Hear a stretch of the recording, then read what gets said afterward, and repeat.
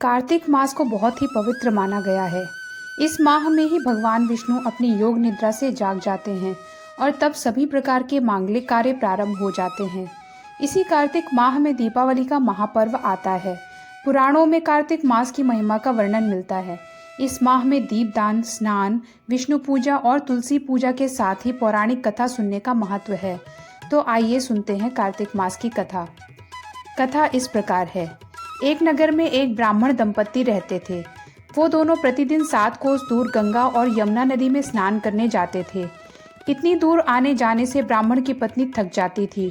एक दिन उसने अपने पति से कहा कि हमारा एक पुत्र होता तो कितना अच्छा रहता।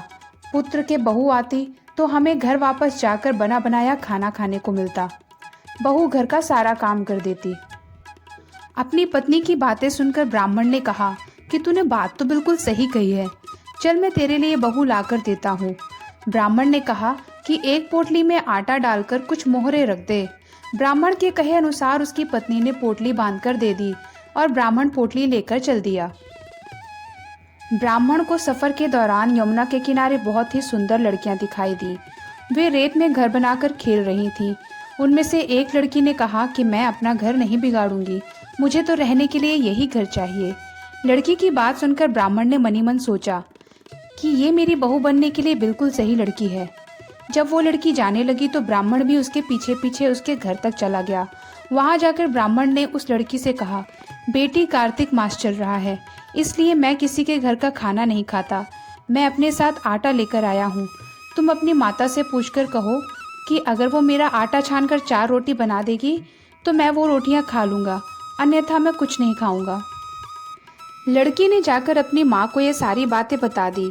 माँ ने कहा उचित है, जाकर ब्राह्मण देव से कह दो कि वो अपना आटा मुझे दे दें, मैं रोटी बनाकर दे दूंगी। जब वो आटा छानने लगी तो आटे में से मोहरे निकली। वो मनी मन सोचने लगी, जिसके आटे में इतनी मोहरे हैं उसके घर में कितनी मोहरे होंगी। जब ब्राह्मण खाना खाने बैठा तो लड़की की माँ ने उससे पूछा, क्या आपका कोई लड़का है और क्या आप उसकी सगाई करने जा रहे हैं? ये सुनकर ब्राह्मण ने कहा कि मेरा लड़का तो काशी में पढ़ने गया हुआ है, लेकिन यदि आप कहें तो खान कटोरे से विवाह करके आपकी बेटी को अपने साथ ले जाऊं। लड़की की माँ ने कहा ठीक है ब्राह्मण देवता।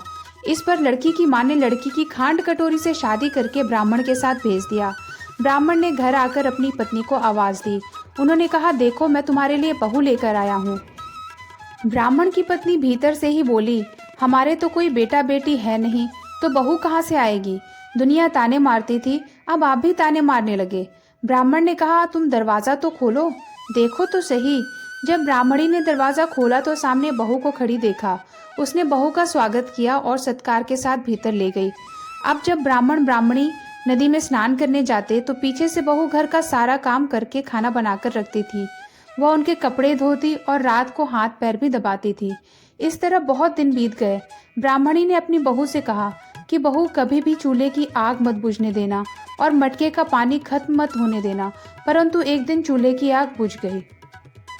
यह देखकर बहू बहुत घबरा गई और भागी भागी अपने पड़ोसन के पास गई और कहा कि मेरे चूल्हे की आग बुझ गई है, मुझे थोड़ी आग चाहिए। मेरे सास ससुर सुबह 5 बजे से गए हुए हैं, वो थके हारे घर आएंगे, इसलिए मुझे उनके लिए खाना बनाना है। ये सुनकर पड़ोसन ने कहा कि तू तो बहुत भोली है, ये दोनों तुझे मिलकर पागल बना रहे हैं, इनके कोई पुत्र नहीं है, ये दोनों निसंतान हैं।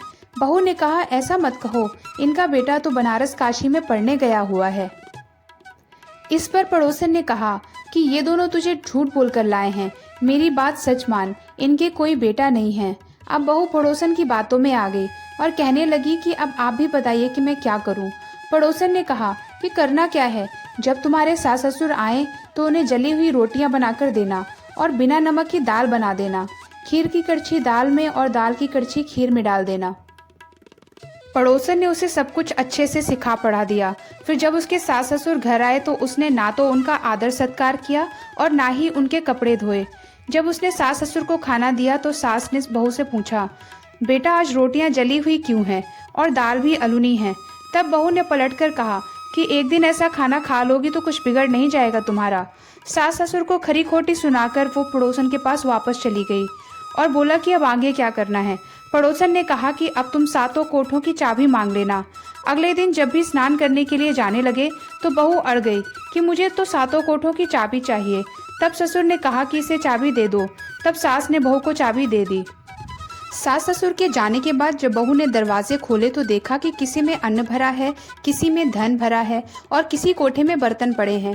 जब उसने सबसे ऊपर का 7वां कोठा खोला तो देखा कि शिव जी, पार्वती माता, गणेश जी, लक्ष्मी माता जी, पीपल पथवारी, कार्तिक के ठाकुर, राई दामोदर, तुलसी जी का बिड़वा, गंगा यमुना और 33 कोटि देवी देवता विराजमान हैं। वहीं पर एक लड़का चंदन की चौकी पर बैठा माला जप रहा था। यह सब देखकर उसने लड़के से पूछा कि तुम कौन हो? तब लड़का बोला कि मैं तेरा पति हूँ। अभी दरवाजा बंद कर दे, जब मेरे माता पिता आएंगे तब दरवाजा खोलना। ये सब देखकर बहू बहुत खुश हुई और 16 श्रृंगार करके सुंदर वस्त्र पहनकर अपने सास ससुर का इंतजार करने लगी। उसने अपने सास ससुर के लिए अच्छे अच्छे पकवान बनाए। जब उसके सास ससुर घर पर आए तो उसने उनका आदर सत्कार किया और प्रेम पूर्वक खाना खिलाया और हाथ पैर दबाने लगी। पैर दबाते दबाते बहू ने कहा कि माँ, आप इतनी दूर गंगा यमुना स्नान करने के लिए क्यों जाती हैं? आप थक जाती होंगी, इसलिए आप घर पर ही स्नान क्यों नहीं करती? ये सुनकर सास कहने लगी कि बेटा, गंगा यमुना घर पर तो नहीं बहती। तब उसने कहा, माँ, हमारे घर में गंगा यमुना बहती है, चलिए मैं आपको दिखाती हूँ। जब बहू ने 7वां कोठा खोलकर दिखाया तो उसमें शिव जी, पार्वती जी, गणेश जी, लक्ष्मी जी, पीपल पथवारी, कार्तिक के ठाकुर, राई दामोदर, तुलसी जी का बिड़वा, गंगा यमुना बह रही थी और 33 कोटि देवी देवता विराजमान थे। वहीं चौकी पर बैठा एक लड़का माला जप रहा था। माँ ने उसे देखकर कहा कि बेटा, तुम कौन हो? लड़का बोला, माँ, मैं तेरा बेटा हूँ। तब ब्राह्मणी ने पूछा कि तू कहाँ से आया है? लड़के ने जवाब दिया कि मुझे कार्तिक देव ने भेजा है। माँ ने कहा, बेटा, ये संसार कैसे मानेगा कि तू मेरा बेटा है? माँ ने कुछ विद्वान पंडितों से मदद मांगी। पंडितों ने कहा, इस बार बेटा बहू खड़े हो जाएं और उस बार माँ खड़ी हो जाए। माँ ने चमड़े की अंगिया पहनी हो और छाती में से दूध की धार निकलकर बेटे की दाढ़ी मूछ भीगे और पवन पानी से गठजोड़ा बंधे, तब मानेंगे कि इस माँ का ही ये बेटा है। उसने ऐसा ही किया। चमड़े की अंगिया फट गई और छाती में से दूध की धार निकलकर बेटे की दाढ़ी मूछ भीग गई। पवन पानी से बहू बेटे का गठजोड़ बन गया। ये सब देखकर ब्राह्मण और उसकी पत्नी की खुशी का ठिकाना ना रहा। तो ये थी कार्तिक मास की कथा। हे कार्तिक के ठाकुर जी, जैसे ब्राह्मण और ब्राह्मणी को बहू बेटा दिया, वैसे सबको देना। कार्तिक मास की कथा कहने, सुनने और हुंकार भरने वाले पर सब पर कृपा करना। सनातन धर्म से जुड़ी मान्यताओं के बारे में जानकारी पाने के लिए तथा इस प्रकार के व्रत उपवास की कथाएं सुनने के लिए चैनल को सब्सक्राइब करें और वीडियो को लाइक करना ना भूलें।